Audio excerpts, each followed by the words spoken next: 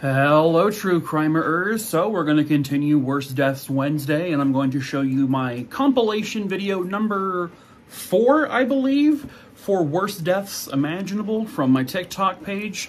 My most popular series by far. It's closing in on 200 million views.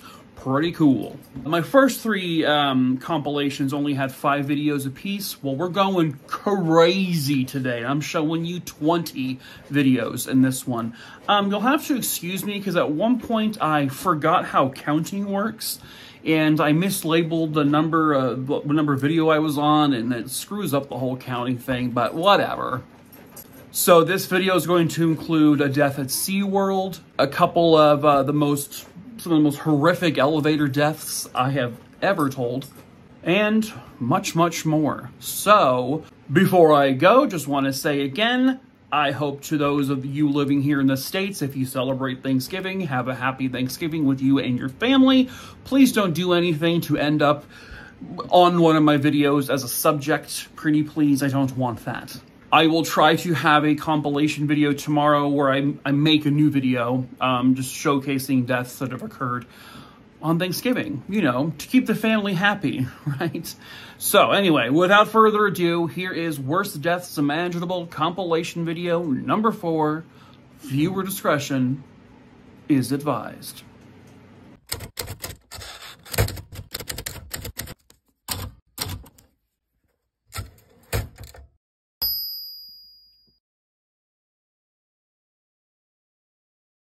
Worst Deaths Imaginable, number 16, and it's also a theme park death.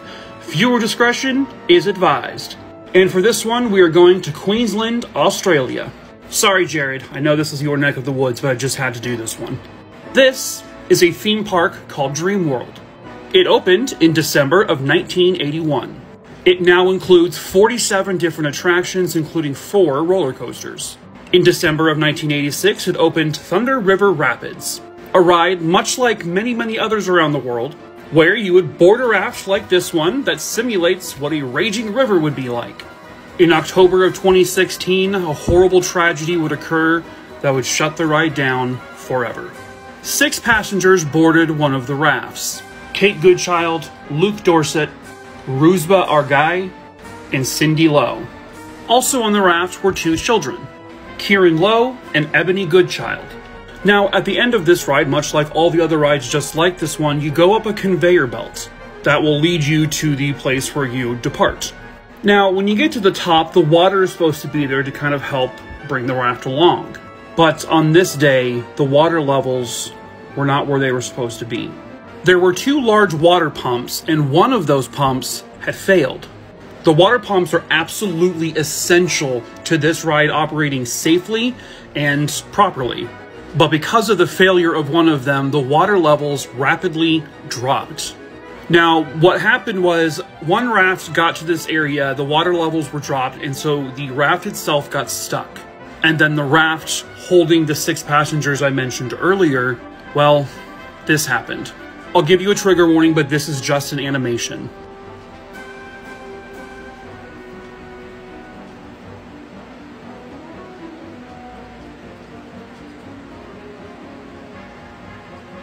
So the raft with the 6 passengers on it flipped. The picture behind me is the aftermath. There is nothing graphic about it, but this is the end result. And yes, this is the exact photo. By some miracle, the 2 children were actually thrown to safety, but sadly the 4 adults would not be so lucky. Again, nothing graphic is shown here, but what happened was that when the boat flipped, it flipped completely over.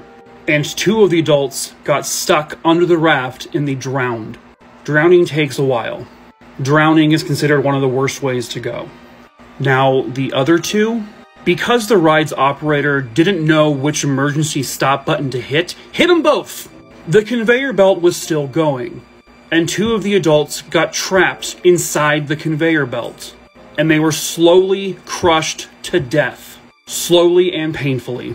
Thunder River Rapids was then permanently closed. Worst Deaths Imaginable, number 17, viewer discretion is advised. And if you are easily triggered by stories about fire, you may want to avoid this one. Today we travel to the small industrial town of Runcorn in Cheshire, England. Specifically at a company called Piranha Moldings, a company that makes plastic kayaks. This is Alan Catterall. He had worked for Piranha Moldings for 12 years, but that would come to a tragic end on December 23rd, 2010. An employee by the name of Mark Francis noticed there was a technical issue with this particular oven. Now, Mark Francis also happens to be the same man who's marrying Alan Catterall's daughter. Mark shut off power to the oven for roughly an hour. He climbed inside even though it was still a little hot, and he noticed there was an issue with one of the ball bearings. He fixed it, and then it was all good to go. And then he powered the oven back on. Roughly 10 to 15 minutes later, they noticed smoke billowing out of the oven, which would be unusual. When they opened the oven doors, the burnt and deceased body of Alan Catterall was inside. You see, Alan would go into the oven, which is something he's done many times before. He went in there with a scraping machine to scrape off some of the melted plastic, which could cause issues with the oven's operation. Now, Mark Francis never saw him go into the oven.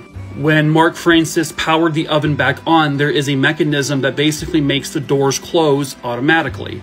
And this is exactly what happened. Now, after they found Alan, they were able to tell that he was trying to use his scraping tool or a crowbar to pry open the doors. If he was screaming for help, there's no way anyone would have heard him anyway because the machinery in there is so extremely loud. So, for at least 10 minutes, Alan was burning alive. There was no escape hatch built into the oven. He had nowhere to go. No one can hear him scream. The doors were way too strong for him to break out with a crowbar, and so he had to burn for 10 minutes. They found him with extreme burns to his body, but eventually he died of shock. If you're wondering how hot the oven got with Alan inside, it got to 280 degrees Celsius, or 536 degrees Fahrenheit. That's hotter than pretty much any kitchen oven would go. Mark Francis would go on to say that he was never properly trained on how to operate the oven. He was never told any safety procedures. Alan's wife would absolutely forgive Mark Francis for what happened. She said she knows it was not his fault, it was the fault of the company. And Alan's daughter still married Mark Francis. The company was charged with corporate manslaughter for not following code with their ovens. Peter Mackworth, the director of the company, was found guilty and fined £200,000. Okay, true crimerers, you've requested this one a lot, so here we go. This is worst deaths imaginable, the Sydney Luna Park ghost train fire. On the night of June the 9th, 1979, a fire broke out at Luna Park in Sydney on the ghost train ride and killed 7 people. And at 10:15 that night, a fire broke out inside the ride. Due to a combination of low water pressure, understaffing of the park, and the fact that the park's emergency hose system did not adequately cover the ghost train ride, the fire was able to consume and completely destroy the ride. 35 people were inside the ride at the time. Staff were alerted to the fire when thick smoke started to pour out from the ride's doors, and they began pulling people out of their cars as they exited the ride. They thought that they had got everybody out, but at about 11:30 that night they made a gruesome discovery. The bodies of John Godson and his 2 sons, Damien and Craig, plus 4 local school students, Jonathan Billings, Richard Carroll, Michael Johnson and Seamus Rahilly, were discovered inside. It's thought that they had exited their cars in an attempt to escape the flames, and in the process of doing so, all 7 burned to death. In the intervening years, there's been a significant amount of controversy surrounding what actually caused the fire. Initially, it was thought to be an electrical fault, but now the New South Wales government has received an application to open a new inquiry into the cause of the fire. At this stage it is speculation, but new evidence that comes to light has linked local gangster Abe Saffron to the blaze, in which he ordered local bikies to commit arson. I sincerely hope that whatever new evidence has come to light and whatever the outcome of this inquiry, that the families of these 7 people who tragically lost their lives that night get some peace of mind and some closure. This is one of the worst deaths imaginable, and this is episode 19. Viewer discretion is advised, and hello, true crimerers! For today's story, we are going to Houston, Texas. The date, August 16th, 2003, at the Christus St. Joseph Hospital. Pictured here above me is 35-year-old Dr. Hitoshi Nakaido. He and physician assistant Karen Steino, they were waiting for an elevator. Now, this particular elevator had been out of service for some time, but the out of service sign was now removed off of the elevator itself. Hitoshi had asked Karen, is this elevator okay to ride? And she said, I sure hope so. Now is when I'll give you a trigger warning, especially if you have a fear of elevators, like I do. I try to avoid them at all costs if I can. Karen entered the elevator first. And then Dr. Nakaido started to walk into the elevator when the doors basically slammed shut on him. They had pinned his shoulders into the doors. Typically, elevator doors have sensors on them that prevent them from closing, but it would turn out that this particular elevator had a wiring issue that day, and it would prove to be a fatal issue. Karen was frantically pressing buttons on the elevator trying to get the door to open, but it wouldn't work. Dr. Nakaido was struggling to free himself, but he couldn't. And that is when the unimaginable nightmare occurred. The elevator began to ascend, with Dr. Nakaido stuck in the doors. One more trigger warning, I'm about to describe something graphic, so again, viewer discretion is please advised. As the elevator began to rise, so did Dr. Nakaido. When he got to the top, his head was slowly severed off. The way it was described was that a portion of his head snapped off at the upper jaw, which left his left ear, his lower lip, teeth, and jaw still attached to his body that then plummeted to the ground. He also suffered a spinal fracture and broken ribs. All of this occurring with Karen, his colleague, watching, screaming, and she herself was trapped in the elevator for a little over an hour with a portion of Dr. Nakaido's head in there with her. The hospital would pay for her mental health treatment as she would get post-traumatic stress disorder from this event.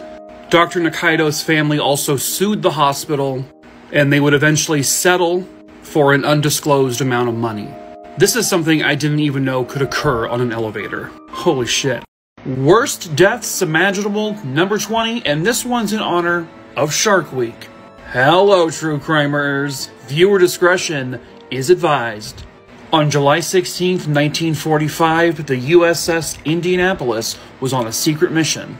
She was to deliver enriched uranium, a necessary component in making the atomic bomb that would be dropped on Hiroshima. And by July 26, 1945, she would deliver the components successfully.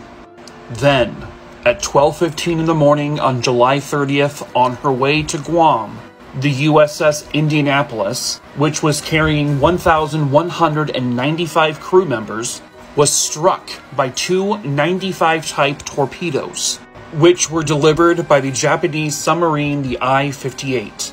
And within a 20-minute window of time, the USS Indianapolis had sunk.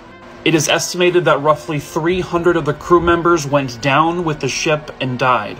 These are images of the USS Indianapolis on the ocean floor. But this is when the real nightmare began. What would occur after the sinking of the USS Indianapolis would be considered the most shark attacks on humans in recorded history. They believe the majority of the attacks were done by the oceanic white-tipped shark, pictured here. And some of the attacks may also be attributed to the tiger shark, pictured here. Quick little side note here, they managed to let off a few flares when the ship was sinking, but the Navy did not take it seriously. Nor did they do anything when the USS Indianapolis didn't show up when it was supposed to. So because of this, the remaining survivors were in the water for 4 days. Survivors would recount the haunting images of shark fins. Literally hundreds of them would circle the sailors. They said suddenly a sailor would just sink to the water because a shark took him. One sailor said that a shark took the person who was literally a foot or two from him, and throughout the nights all you could hear is the screams of men and they could hear the crunching of bodies. Now, because they were eating the sailors right there, there was a lot of blood pooling up in the water, which only attracted more sharks. A lot of the men recounted that sharks would bump into their legs or their bodies and think, this is it, I'm the next one to be taken. But they got fortunate. Of the initial 1,200 person crew, only 317 sailors lived. The reason why this is on worst deaths imaginable is because, first of all, a shark attack is horrifying, but a lot of it's also the unknown they all had to deal with. You literally didn't know if you were about to be eaten by a shark or not. A lot of men also died from exposure and dehydration. It was 4 days of absolute nightmare fuel. Hello, true crimerers. This is Worst Deaths Imaginable number 21, and for the first time ever in this series, it is also a murder. This was Thomas and Jackie Hawks from Prescott, Arizona, and the two of them owned a 55-foot yacht called the Well-Deserved. Now, the Well-Deserved was their home for actually quite a long time. They would sail around the Pacific Ocean, the Gulf of Mexico, for years. Well, in 2004, they were expecting a grandchild, so they decided to sell the Well-Deserved. On November 15th, 2004, someone would respond to their ad. Skylar DeLeon. Delian? I don't know, and I don't care. Recognize him? He sure thinks you should. Hey, any of my young followers, you know who these fuckers are? These are the goddamn Power Rangers, baby. Skylar DeLeon would boast that he was a star in the Power Rangers, but he wasn't. He was on an episode for like 4 seconds. Don't you ever lie on the Power Rangers again. Anyway, back to being serious. Thomas and Jackie were kind of hesitant to deal with him, but when he brought his pregnant wife, Jennifer, along, and one of their children whose face is blacked out here, the older couple then felt more comfortable doing this transaction. But when they met him on November 15th, 2004, the yacht came back to dock. Thomas and Jackie, they didn't. I'm just going to cut to the chase now at this point. On that fateful day on November 15th, 2004, they would take a test run with the Well-Deserved with the couple, Thomas and Jackie. They never intended to buy the boat. They intended to steal it. Skylar and his wife Jennifer, along with Alonzo McCain, and I shit you not, John F. Kennedy, they tied Thomas and Jackie to the boat's anchor. They bound their hands. Thomas and Jackie began begging for their lives. They were screaming, they were crying. Jackie would scream, "Please, please don't kill me, I have a grandchild. Please don't kill me." Skylar, he threw the anchor overboard. Thomas and Jackie would continue screaming, they would continue hearing the chain of the anchor falling, and then the chain and the rope they were tied to became taut, and Thomas and Jackie flew off the boat, and they would sink with the anchor. Drowning can take up to 5 minutes. It can happen in as little as 60 seconds, but Thomas and Jackie had no means of escape. They were sinking to the ocean floor. They couldn't say "I love you" to each other. They couldn't communicate at all. Their bodies have never been found. Skylar was sentenced to death. So was John Kennedy. Alonzo got 20 years. Jennifer got life. Rest in peace. Hello, true crimerers. This is Worst Deaths Imaginable number 22. Viewer discretion is advised. I also want to quickly mention that not every worst deaths imaginable is about how long it takes for someone to die. Sometimes it's about the circumstances in which they die that makes it so horrible. Like today's example, someone died doing what they love. Pictured here is Tilikum the killer whale. In 1983, he would be captured in the waters of Iceland when he was about 2 years old. He then lived the remainder of his life in captivity, beginning at a park called Sealand. I guess it's like the Kroger brand version of SeaWorld. He would be forced to live with a female killer whale who would attack him repeatedly. He was withheld food for the purposes of training him. And during one of the shows at Sealand, Tilikum, along with other killer whales, would drag trainer Kelty Byrne to the bottom of the pool where they removed her clothing and bit at her until she died. Sealand would then close, and Tilikum and other killer whales were purchased by SeaWorld in Orlando, Florida. This was Don Brancheau. As a child, she would frequent SeaWorld in Orlando, and that's where she got her passion for animals. And all the way dating back to her young years, she aspired to become a trainer at SeaWorld. And her dream would finally come true. And just 2 years after starting her job at SeaWorld, she became a killer whale trainer. In fact, she became the face of a killer whale show. She would be plastered on billboards advertising SeaWorld, and she was a beloved member of the SeaWorld staff. She adored doing what she did, and you could always see it during the shows. She was an animal lover outside of SeaWorld too. She would volunteer at animal shelters over the weekends. She rescued dogs. But on February 24th, 2010, this would all come to a very tragic end. During a show called Dine with Shamu, that would feature Tilikum the whale, a whale that Dawn had a very strong bond with. Dawn would be on a landing that was kind of like where the killer whales would come up to get pet and fed by the trainers. She bent down to rub Tilikum's head, when then Tilikum grabbed her by the ponytail and dragged her into the pool. Other people would say they actually witnessed the whale grab her by the arm and dragged her in. And with Dawn in his mouth, he dragged and threw her around the pool. He would sever her spinal cord, and he never let her above water again. He would continue biting down on her body, creating blunt force trauma, and she would eventually die by swallowing too much water, and she drowned. Doing a job she adored. Doing a job that she was born to do. And she was fantastic at her job. It would come out that SeaWorld knew of about 30 previous incidences with Tilikum, including another trainer's death, but they never told the trainers at SeaWorld. Hello, true crimerers. This is Worst Deaths Imaginable, number 23. The death of 10-year-old Caleb Schwab. Viewer discretion is advised. Yes, this is also a redo. I made a video about this not too long ago, and I actually got 2 pieces of information wrong. But before I can do anything about it, the video was removed. This is Schlitterbahn Water Park in Kansas City, Kansas. It opened on July 15th, 2009. The popular water park was about 370 acres large, and it housed 14 different water slides. One of those water slides was called Verrückt, which is German for crazy or insane. And, well, yeah. At 168 feet and 7 inches tall, it was considered the world's tallest water slide. You would board one of these rafts, and this was your visual from the top, and then you would be, essentially, pushed down. Now, as you can see in this picture, it had netting, which was held up by those metal bars. And this was essentially there to prevent the raft from, launching.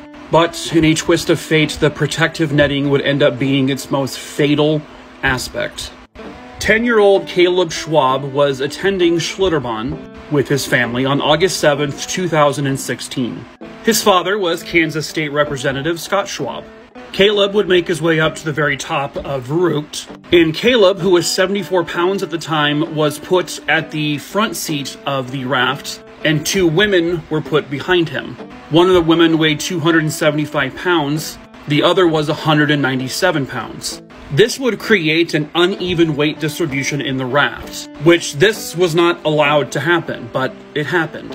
The people behind him on the raft were not related to him, he didn't know them, and when it was their turn, the raft descended down the first very steep hill.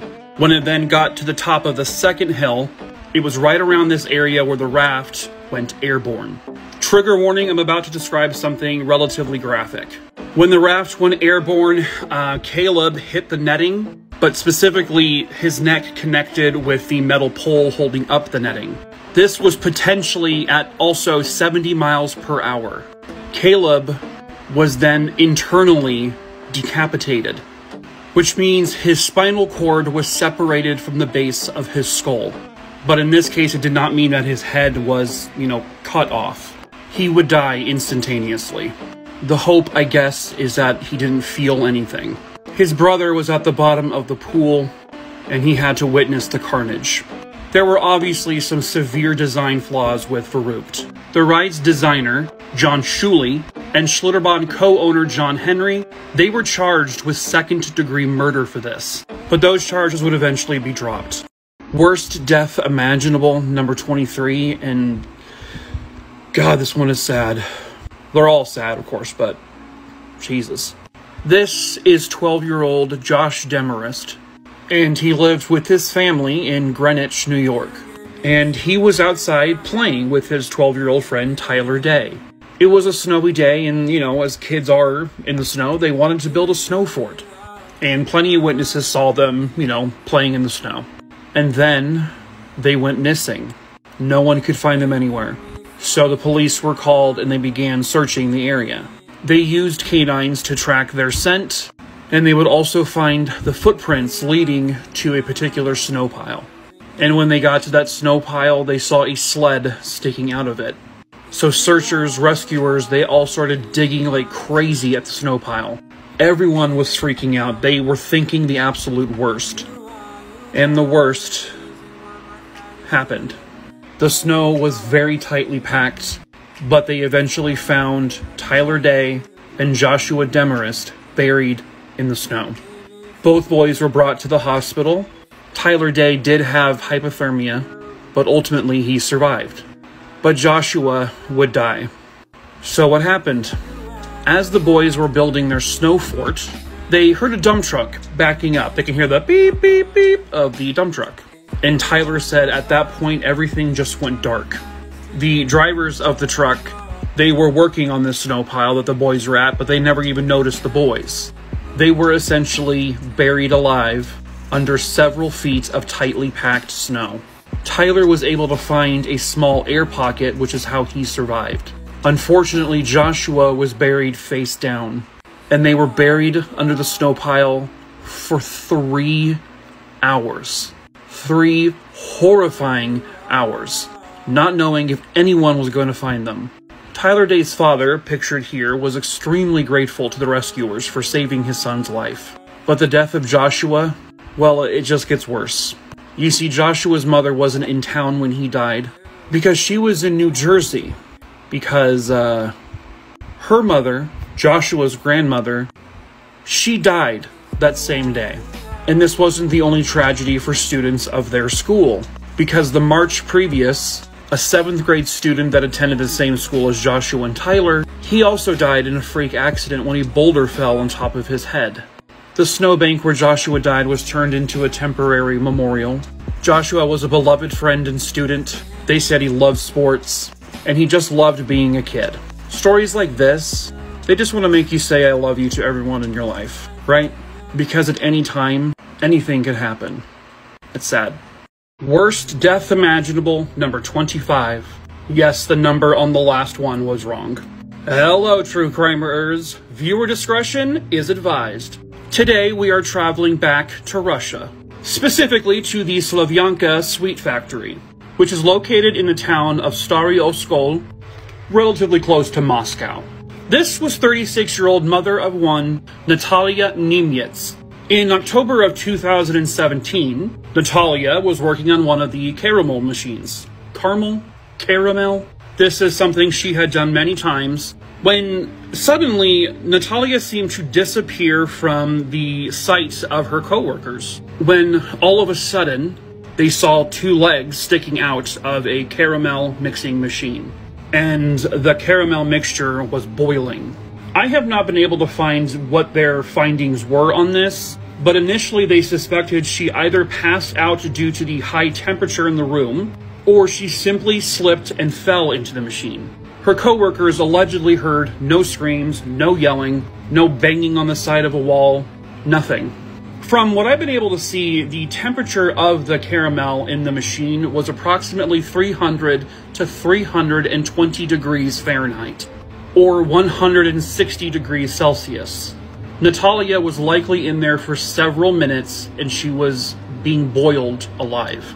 The death would not have been instant, and when they were finally able to remove her from the machine, she had thermal burns all over, and she was deceased.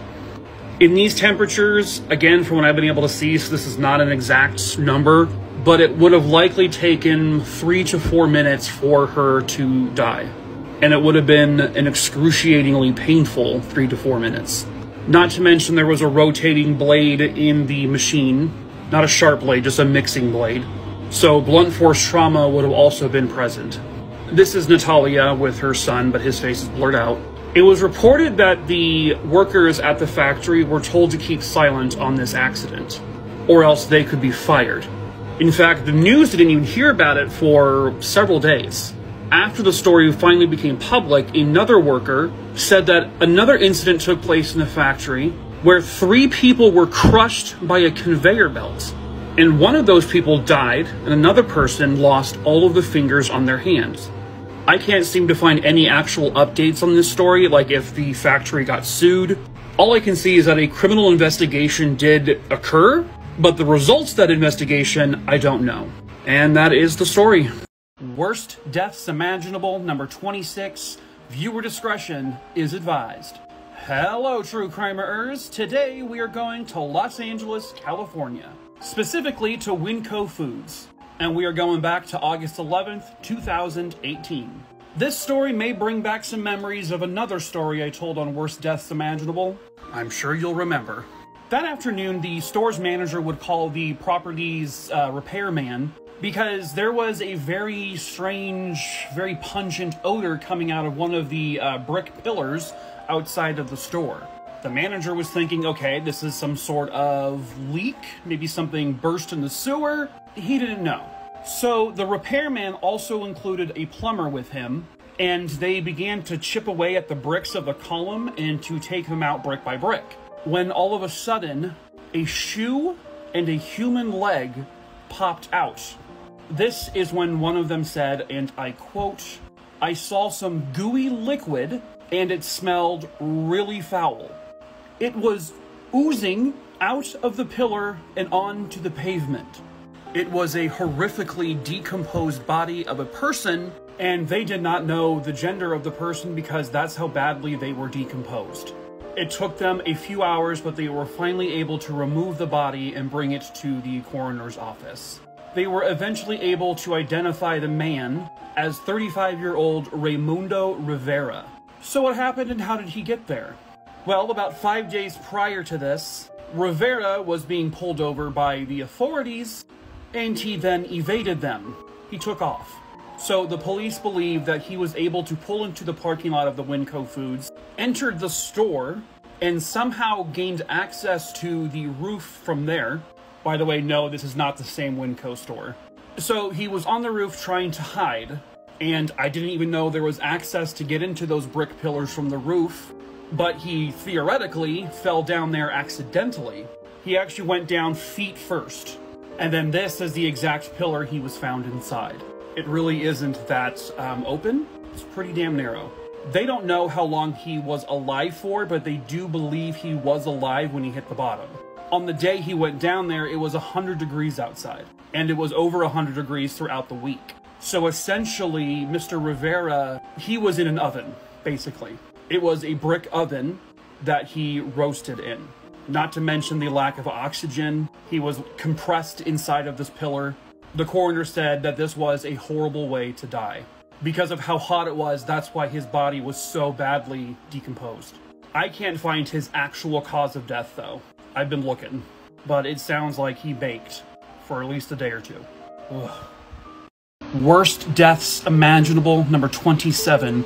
Viewer discretion is absolutely advised. I know I say that all of them are the worst one, but for me on a personal level, in terms of my fears in life, this one takes the cake as being the worst one for me. If you are claustrophobic and or are easily triggered by MRI machines, I would highly advise you not watch this video. Pictured behind me is an MRI machine. MRI, if you did not know, stands for magnetic resonance imaging. These machines use extremely strong magnetic fields. Pictured behind me are photos of incidences that have happened with MRI machines that didn't cause anyone to get hurt. This is just to give you an example of how strong the magnets are. I mean, these things will take anything magnetic. It's... Ugh. I mean, look at this. Jesus Christ. This was 32-year-old Rajesh Maru. And in January of 2018, he was at Mumbai's Nair hospital with a relative who was scheduled to get an MRI test done. The family member he was with needed an oxygen tank, and he was holding the tank for them. Now, if you've ever gotten an MRI, and I unfortunately have had to get them, and they're terrifying, the staff is usually very informative about, listen, nothing metallic can go in this room, not even your keys, especially when the machine is in use. So Rajesh was standing with his family member outside of the room where the MRI was. Now, there was an attendant there who clearly had no idea how these machines work. While Rajesh was holding the oxygen tank, he was told by the attendant it's okay to go in the room. By the way, the MRI was turned on. When Rajesh got to about 4 feet away from the machine, within seconds, he was sucked into the MRI machine. This is an image, essentially, of what happened. Could he have dropped the oxygen tank? Well, he had no time to even react, because the moment the magnetic field caught it, he was just gone. Now, he didn't die from any kind of impact. No, it was actually much worse. Because he was essentially instantaneously sucked into this machine with the oxygen tank in his hand got stuck between the wall of the MRI machine and the oxygen tank, which caused the oxygen tank to leak, which then became a liquid, which when in liquid form, this is extremely poisonous. He was then inhaling the fumes into his lungs. They said within 15 seconds, his entire body bloated up and turned solid black. He would actually die of pneumothorax. It's when excess air enters the lungs, which then causes your lungs to collapse. 3 of the hospital staff were arrested and charged with death by negligence, but I can't seem to find the resolution to that. This is awful. Worst deaths imaginable, number 28. Viewer discretion is please advised. Hello, true crimerers. This is the story of the Mount St. Helens eruption and the death of photographer Robert Landsberg. This is the beautiful and majestic Mount St. Helens, located in Skamania County, which is in Washington State. On March 20th, 1980, there was a 4.2 magnitude earthquake at Mount St. Helens. By March 27th, steam began to vent. Experts were saying this volcano is going to erupt, and we need to evacuate everyone in the area.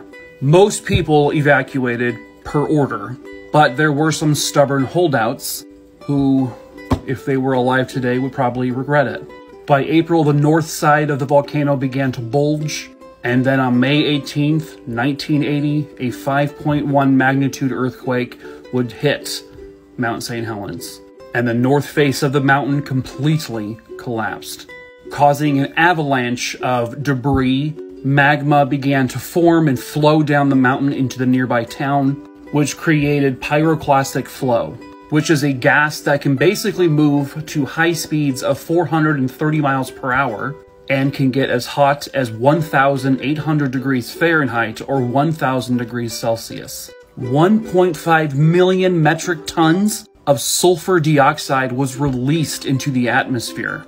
Lahars formed, which is basically like a mudslide. Cars destroyed. Buildings and vegetation flattened and destroyed. Houses flooded. Stores demolished. 57 people would die from this eruption. One of them being Robert Landsberg. He was born on November 13th, 1931, and he absolutely loved photography. He was there from the very beginning of the eruption process back in March, and was taking photographs and documenting it all from afar. But on that fateful day of May 18th, 1980, he was just a few miles away from the base of the volcano. The photos you see here were the last photographs he would ever take. The photographs he captured would help experts in learning the processes of pyroclastic flow for the future.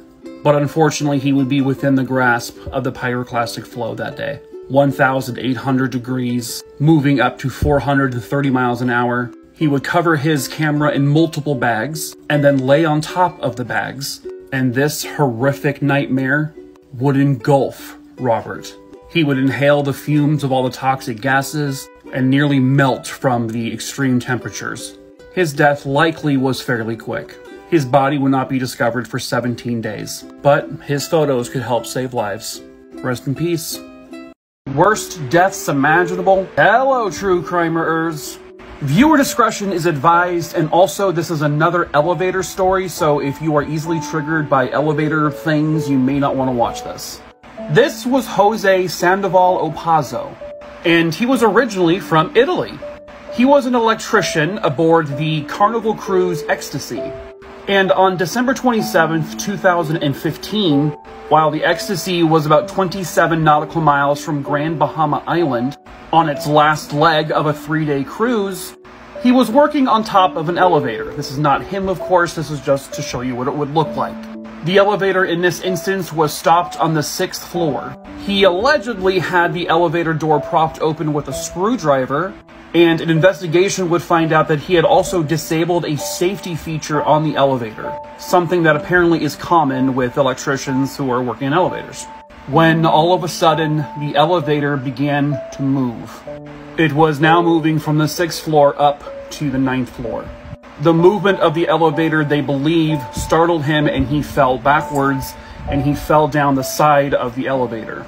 There is very little room between the wall of the elevator shaft and the elevator itself.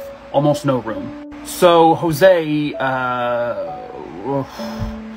he would be compressed between the wall of the elevator and the wall of the elevator shaft. Between the extremely narrow walls of the elevator. His body was crushed and, from what I understand, dragged up the elevator shaft. Whew, Jesus Christ. Well, how did people find out? Let me tell you. Because the elevator was now moving, people were able to board the elevator. And, a passenger who was waiting outside said he heard what sounded like a rushing waterfall. And this is when people were noticing a literal waterfall of blood rushing down the front of the elevator doors. It was like, if you've seen the movie The Shining, that's the visual I had. When you know, I guess. There's no telling for sure how long it took for him to die, but by the sounds of it, it was relatively quickly. At least that's what I could hope.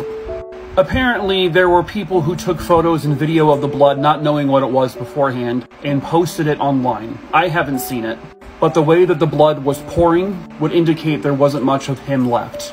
The death was ruled an accident. Carnival Cruise was not held liable because it wasn't their fault. I knew I hated elevators for a reason. Worst deaths imaginable. Viewer discretion is advised. Hello, true crimerers. This was 26-year-old James Thim from Beatrice, Nebraska. He was a member of the Yahweh cult in Rulo, Nebraska, which was, oh Jesus, fucking Children of the Corn vibes over here. The cult was led by Michael Ryan, and their base of operations was this farmhouse that was owned by a man named Rick Stice. This was a small chapter of the Yahweh cult. It had roughly 20 to 25 members. Well, Michael Ryan here says he was told by God to murder James Thim, who had recently been demoted in the cult to the slave title. Well, murder him by torturing him. And what better activity is there to bond with your son? So he got the help of his teenage son, Dennis Ryan. This is where I remind you again, viewer discretion is advised. This is a very triggering thing. You see, the owner of the farm, Rick Stice, was also recently demoted to a slave. Thim was told to sexually assault Rick Stice. Oh, and then Rick Stice was told to do the same thing to his own 5-year-old son, Luke. And they forced Luke to return the act. 5-year-old Luke would end up being killed by Michael Ryan when he pushed him too many times into a desk. Thim was strung up by chains in a shed. They kicked him repeatedly, bullwhipped him, and this stuff went on for days, by the way. Michael Ryan, well, he forced James to bend over a crate, and he shoved a shovel handle up, Later, the autopsy report would show that the shovel handle went at least 2 feet into his body. Michael and his son Dennis would repeatedly sexually assault him to the point where it actually ruptured his rectal area. They then again went back to whipping him, and then Michael Ryan took out a gun and shot his fingertips off. Then they took a razor blade, and while he was still alive, they slowly sliced the skin off of his legs. and he screamed in horrible, bloody agony. Michael Ryan then jumped on top of his chest repeatedly until James would die. Him and 5-year-old Luke were dumped into unmarked graves. Michael Ryan was sentenced to death for this. He died in 2015 of cancer. And his son, Jebediah over here, he only got 12 years in prison due to a legal technicality. He roams free. Worst deaths imaginable, number 29, coyote attack. Hello, true crimerers. How do you like my worst deaths cover, huh? And per usual, viewer discretion is advised. This was 19-year-old Taylor Mitchell. She was born as Taylor Josephine Stephanie Lucio, but Taylor Mitchell was her stage name. She was an up-and-coming Canadian folk/country singer. The Canadian singer would release her first and what would turn out to be, unfortunately, only album in 2009. On October 27th, 2009, Taylor Mitchell would go for a hike on one of her very rare days off. And she did so at the beautiful Cape Breton Highlands National Park. And this park is located in Nova Scotia in Canada. It's about 950 square kilometers. It's a big park. The late 70s would see a rise in coyote population at Cape Breton. Coyotes are typically known to be scared of humans. Very skittish, they don't typically approach humans, so attacks on us are extremely uncommon. But for some reason, on that date in 2009, they would attack and they would kill. At about 2:45 p.m. on October 27th, two Americans were walking on the trail and they passed by Taylor Mitchell. That same American couple would go on to see two coyotes walking by. They said these particular coyotes, not scared at all. In fact, they approached the two of them, they walked off the trail, and the coyotes just moved along, and they were going in the direction that Taylor Mitchell was walking. They were described as having no fear. Sometime after 3 p.m. that day, people would hear the sounds of howling and also what they thought was screams. The American couple heard the noise, found a phone box, and reported it to the park. At 3:25, they found Taylor Mitchell laying on the ground, surrounded by a pack of coyotes, and they were biting her. On the trail, they found Mitchell's keys and a pocket knife. They believe she might have thrown those items at the coyotes to scare them off, but it didn't work. They found bloody clothing items along the trail as well. What they believe happened was she saw the coyotes and she ran to a nearby bathroom or rest stop at the park. But the coyotes did the unthinkable and they chased her. And that is where they attacked her. They found blood all over this place. They bit and bit at her and then literally dragged her into the woods. Again, showing no fear. And then they dragged her into a nearby trail area, and then again, that's where the couple found her. They tried scaring the coyotes away, but they wouldn't budge, until they fired a shotgun and they all ran off. Taylor died from extreme blood loss, and a terrifying way to go. Worst deaths imaginable, number 30, viewer discretion is advised. Hello, true crimerers! Pictured here is Robert Castorena of Long Beach, California. Now, if you've never been, Long Beach, California is home to a lot of big, container shipping yards. Kind of in the area where the Queen Mary is located. On October 27th, 2015, a truck driver coming from this area was driving on Santa Fe Avenue, which is near Warnock Way. And the overpass you see is a railroad bridge. Now, legally speaking, trucks are allowed to go under this bridge. But with any bridge like this, there's height limits. You see the signs all the time. The height restrictions of this particular overpass was 14 feet 5 inches. The truck driver then drove his truck under this bridge, and clearly the size of his truck was above the limit. And right around the same time the truck is going underneath the overpass, Robert Castorena is on his bicycle riding on the sidewalk. And little did he know he was about to become victim to a case of wrong place, wrong time. When the flatbed truck went under the bridge, it then scraped along the bridge, severing the cables that held the container on. And as he kept driving, the container then fell loose, which is this pictured behind me. Unfortunately, underneath this particular shipping container would be 51-year-old Robert Castorena. He would be pronounced dead at the scene. Robert did nothing wrong. He was allowed to be on his bicycle, allowed to be on that sidewalk. The truck driver was not allowed to drive under that bridge with the height of his truck, but he went under it anyway. Robert would be crushed to death.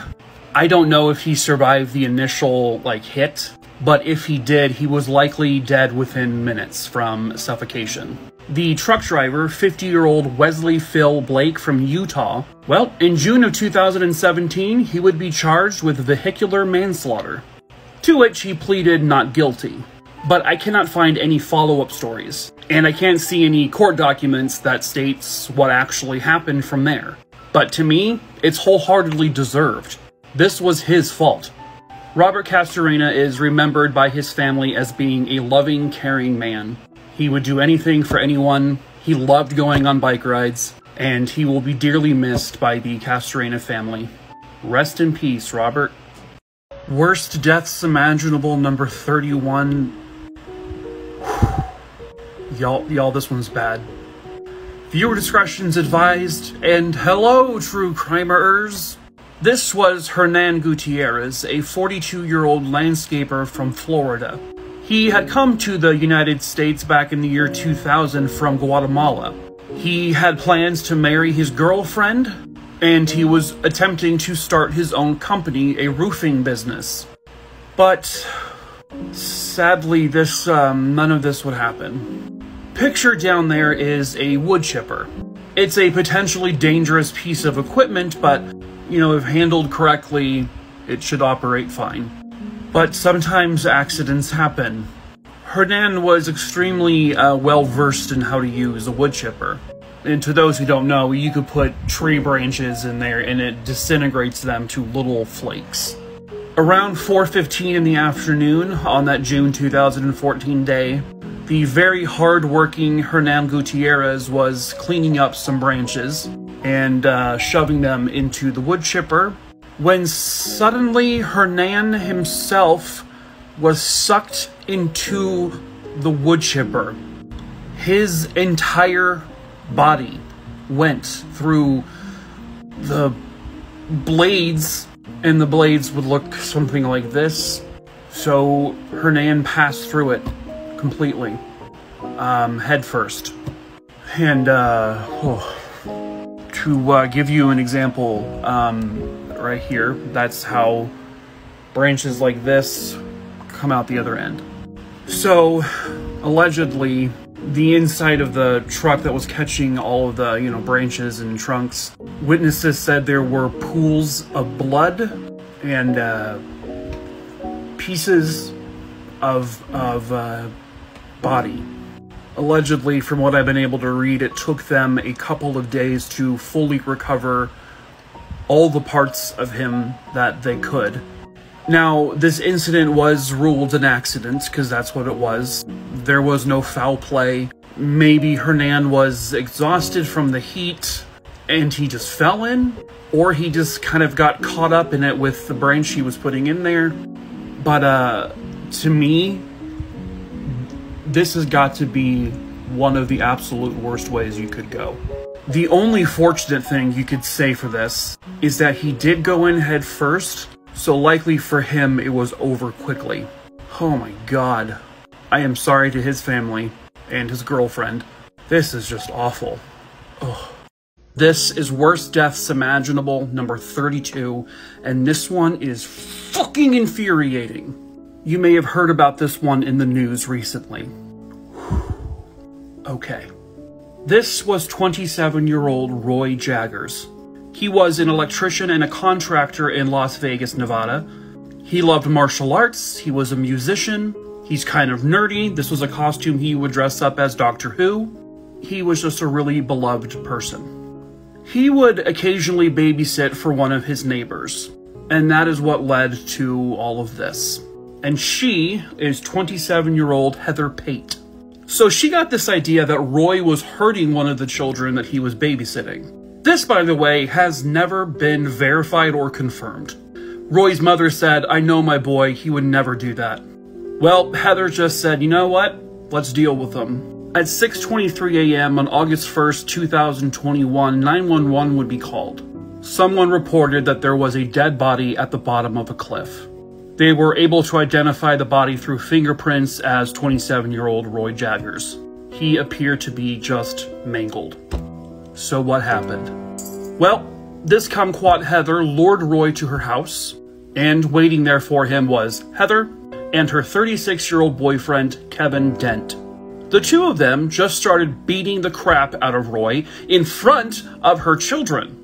They then handcuffed him, loaded him in a vehicle, and then met up with Heather's previous boyfriend, 37-year-old Brad Menn. The three of them then brought him to this desolate wasteland of a desert where no one could hear the screams, and they tortured him for hours.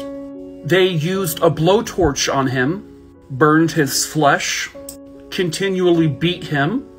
They took an axe to him, and they basically just mangled him. And he survived all of it. They then loaded him back into a vehicle and then drove 25 miles to a place called Cathedral Canyon. And they weren't done yet. They then forced him to the edge of a cliff, forced him to then take off all of his clothing, and they gave him no choice. They made him walk off the cliff. And he landed in the canyon below, and he wasn't dead.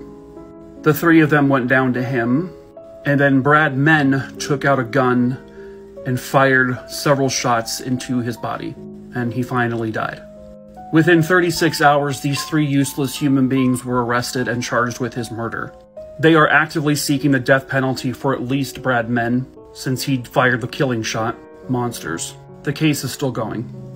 Worst deaths imaginable, number 33. Hello, true crimerers. This one is about a ship's propeller. But a quick backstory. This was the HMHS Britannic.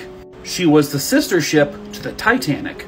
And just like the Titanic, she was the property of the White Star Line. After the tragic sinking of the Titanic, alterations were made on the Britannic here to make it the safest vessel on the sea.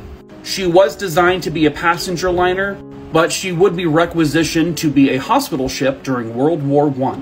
Even with all of the safety measures taken, the Britannic could not escape her fate. On November 12, 1916, there were 1,066 souls on board. At 8:12 in the morning, a loud explosion would rock through the entire ship. She was in the middle of the Aegean Sea. It would later be revealed that mines were planted by enemies there in the Kea Channel, which is specifically where the ship was. The explosion happened on the starboard side of the vessel. The explosion damaged the watertight bulkheads, and she began to rapidly fill with water. Of course, an SOS was sent out immediately, but the Britannic had no replies. This is because the transmission side of their radio was damaged, so their message got out, but they could not receive the actual responses. This is because the antenna wires had just snapped. It was too late to save the ship. She, like her sister the Titanic, was sinking. The captain had ordered people into the lifeboats, but he had not ordered them yet to be lowered into the water. Crewmen were beginning to panic as the ship was literally tilting to the side. So, without the order, they still lowered the lifeboat into the water. What they didn't know was that the ship's propeller was still going. Before the captain could stop this, 2 lifeboats were lowered into the water. Between both lifeboats, there were a total of 30 souls on board them. Because the propeller portion of the ship was still in the water, and because it was still obviously going at a rapid pace, it essentially created like a vortex. So when the lifeboats went into the water, it was pulling the lifeboats towards the propeller itself. From what I understand, even the people who tried to jump off the lifeboat, it was too late for them because the force was still sucking them in as well. So the lifeboats, including the people on board, were sucked into the propeller, and every single person was literally minced. And the sad part is they all knew what was about to happen to them. They were literally put through like a giant blender. This is that same propeller that killed those 30 people. And they were the only people to die that day. There were 1,035 survivors, and the Britannic sunk to the ocean floor, where she remains to this very day.